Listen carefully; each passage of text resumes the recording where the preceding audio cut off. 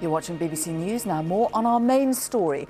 Cardinal Keith O'Brien, who resigned last month as the Archbishop of St Andrews in Edinburgh, has admitted that at times his sexual conduct fell below the standard expected of him as a priest.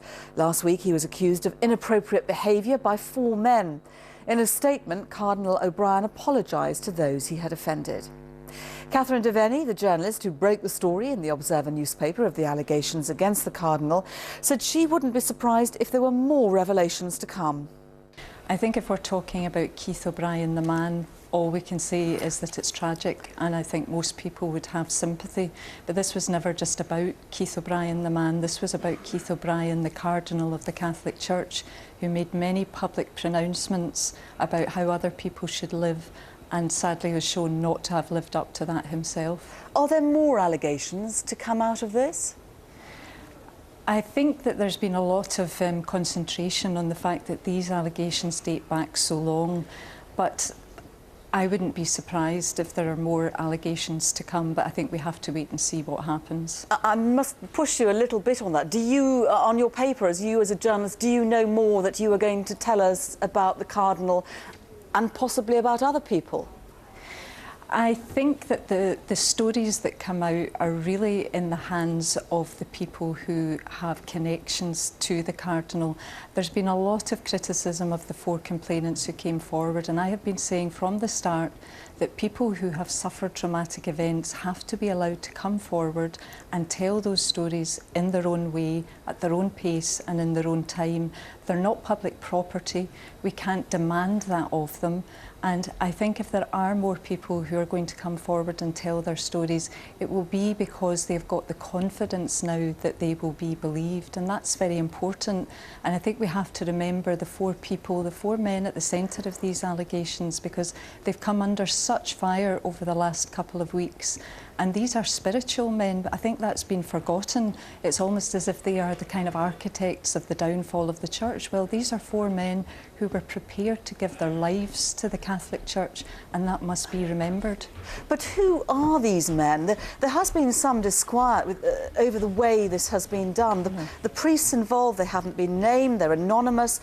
The allegations are fairly, not woolly is the wrong word, but they're not concrete. Is this right? No, that's not at all right. I think there's been a lot of misunderstandings about this. One thing I'd like to emphasise is these 4 men are not anonymous at all. These 4 men came forward to the Catholic Church and were asked to put their complaints in writing to the papal nuncio. They did that. They have given sworn, signed statements to the Church about exactly what happened to them. So they're not anonymous complaints. And it was never the case that the Catholic Church didn't know the substance of the allegations as they tried to claim last week. Last Saturday, the day before the story broke in the Observer, the Catholic Media Office asked me to give them the allegations in writing. They were given them in writing, and at the end of that email that I sent, I asked a very simple question. I said, is it true that the Cardinal has broken his vow of celibacy? There was never any doubt about what was being asked of the Catholic Church. They've taken a long time to come forward and admit the allegations, but at least the Cardinal has done so now. And I think when somebody holds their hands up and says, yes, it's true, we have to have at least a level of respect for that. How do you think this is going to leave the Cardinal's reputation in Scotland and in the wider world?